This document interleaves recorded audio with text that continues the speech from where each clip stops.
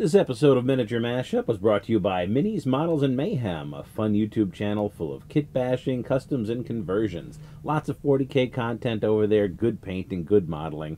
I'm a subscriber, and you should be too. That's Minis, Models, and Mayhem. Welcome back, mashed potatoes. As always, I'm sorry for the lack of content. My soul is dead and my cat ate my homework, but I'm laying here waiting for the side effects of my second Moderna shot to knock me on my backside, and I realized I've got to review Stargrave. Not only because I was given a review copy and the game just became available for sale yesterday, but also because I just played a game with my girlfriend and it's still fresh in my mind. Now, while I'm talking about this, I'm going to be showing some footage of converting some HeroClix sci-fi miniatures into a skirmish force using some Extra Games Workshop Imperial Guardsman heads. It's a very affordable way to get some nice looking minis on your tabletop. Surface level, summary first, Stargrave is perfectly fine. If you're looking for a gritty, rules light sci-fi skirmish game with campaign rules, Stargrave is that. It moves very quickly with minimal dice rolling or wait time between turns. The rules are very intuitive and easy to understand. There's nothing too revolutionary happening in the mechanics of the game. The weapons will feel familiar if you've played anything 40K or 40K adjacent, and how they interact with terrain and cover will also feel familiar. It's very affordable, being between $15 and $30 depending on where you get it. And if you're looking to play a sci-fi skirmish campaign and don't want to invest in the money sink that is modern Necromunda, then Stargrave is a fine option. Overall, I give the game a solid B, and if you don't want to hear anything negative, stop the video here, and thank you for watching.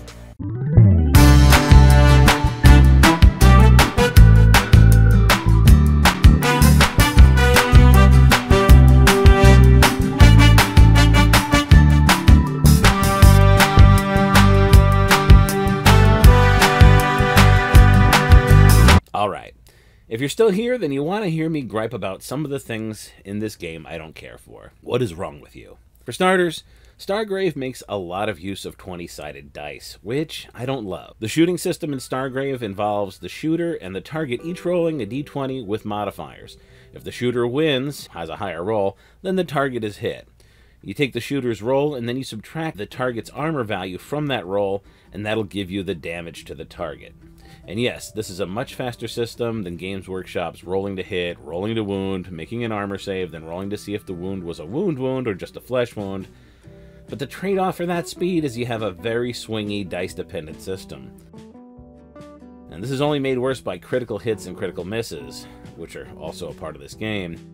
The very first shot of the very first game we played, Sidra, my partner, rolled a natural 20 and immediately wiped out one of my crew. There's only one type of crewman, the most expensive kind, of course, who can withstand a critical hit, and even then only as a cripple hovering on death's door, Tim Curry. And on the other end of the spectrum are meaningless middling hits where you just barely roll over the armor value of the target and ping them for 1 damage, doing a whopping 1/12 of their hit points, which is also not very satisfying. If you roll a 1 on a shooting attack, you get a critical miss, which means that that miniature doesn't get to fire again until it clears its gun jam. This happened to Sidra 5 times in our match, and she was already playing at a disadvantage since I'm more experienced in this type of game.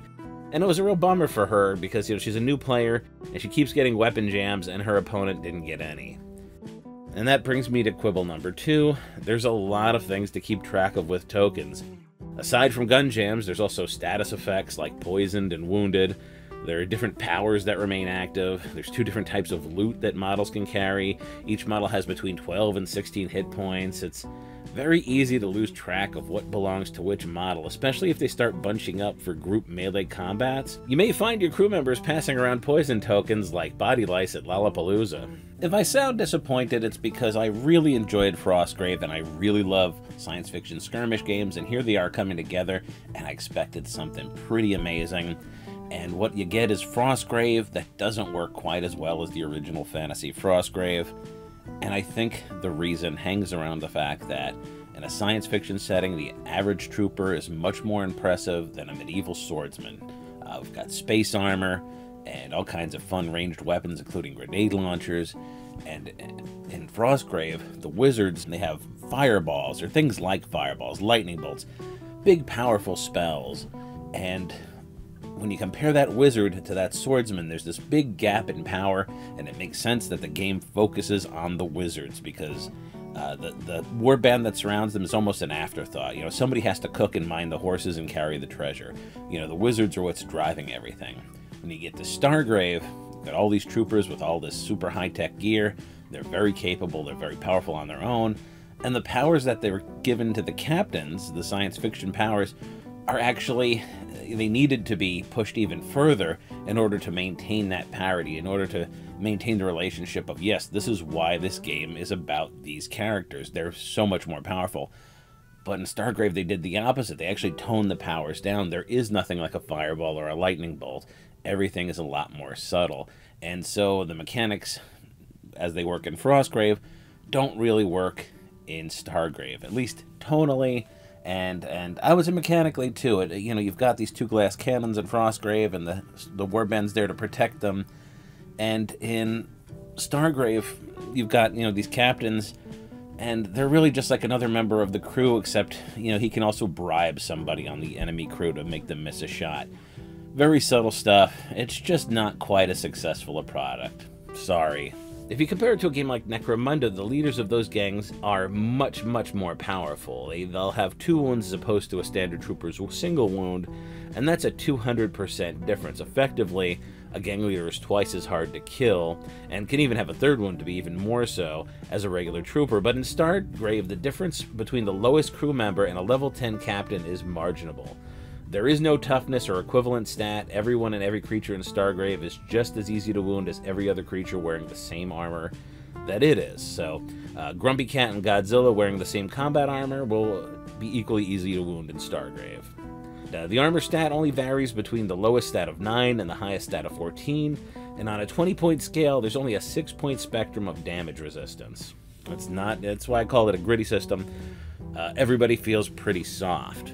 That means there's no tanks in the game, which is a little bit of a limiter in strategy. But that also means that character classes like the Biomorph, a futuristic shapeshifter, which is sort of sold in the Stargrave rulebook to the player as if it were a tank, it just isn't very good. If the Biomorph gets into hand-to-hand, 2 decent dice rolls back-to-back, and the greenest recruits can drop him, no problem. And that means that captain types like the Biomorph just isn't going to be as good as other captain types like the Mystic, that's designed to hang back and provide support, and that means the Mystic is just going to win more games, and that's not good game balance. I feel like the campaign design in Stargrave is a little shallow. I think anyone coming from Necromunda into Stargrave is going to feel this way. It's simply more engaging when your entire crew can change and evolve, and get new gear and learn new skills. And with Stargrave, the focus is only on 2 members of your crew, and what they can acquire and become just isn't as varied as what I'm used to. Necromunda has fights over territory, and that just isn't a thing in Stargrave at all, where the scenarios in Stargrave all boil down to grab the treasure before the other crew does. In Necromunda, they have that scenario too, that's one type, but there's also scenarios for breaking captive gang members out, for purging the hive of aliens, for ambushing caravans. I mean, it just goes on and on. There's just a lot more depth and possibility for the different scenarios you're going to play in Necromunda. The background of Frostgrave justifies the repetitive nature of the scenarios too. Unlike in this game, the same warbands in Frostgrave are going to run into each other as they compete to raid this one city. I mean, it's just one city, and they're trying to get the same magical treasures. Literally, you know, fluff-wise, one warband could be keeping tabs on the other, and when they get near a treasure, they jump in, they try to get the treasure out from underneath them. It could be a whole thing. Stargrave, the setting is an entire galaxy. Why would the same crews ever run into each other more than once? And according to Stargrave, the only way to accumulate money and power is to sort of retrieve loot from ruins in a galaxy. In an entire galaxy, that's it. There's no other thing these gangs can be doing. They're crews in Stargrave, not gangs. It just doesn't work as well. I don't know. Necromunda only takes place on one world, and it has more meat in the campaign. Gangs can become outlaw gangs. They can work for the cops. There's just all different places where it can go, and Stargrave just doesn't have that feeling to it. It just seems like a lot flatter. So that's it. It isn't a negative review. We did have fun playing it, but the game doesn't exist in a vacuum, and so I have to compare it to other gaming experiences I've had, especially ones that are sort of in a similar niche as this one. As always, guys, thank you for watching. If you enjoyed the channel, please consider donating to my GoFundMe campaign. The link for that's in the description below. You'll notice there's some new patrons. Well, I don't have patrons, but these are people who've donated. People have really started reaching out to me after the last video, and I Of course, appreciate all the help I can get. Another great way to support this channel is to go over to my eBay store, the link for which is in the description below, and buy something. There's lots of board games over there right now. Really fun ones, not like Monopoly garbage, but games you'd actually want to play. If you'd like to stay in touch with me or see this project, these miniatures, or any other ones we've done in the past, go ahead and check us out on our Facebook page. The link for that is also in the description below. As always, guys, thanks, and I hope to see you again soon.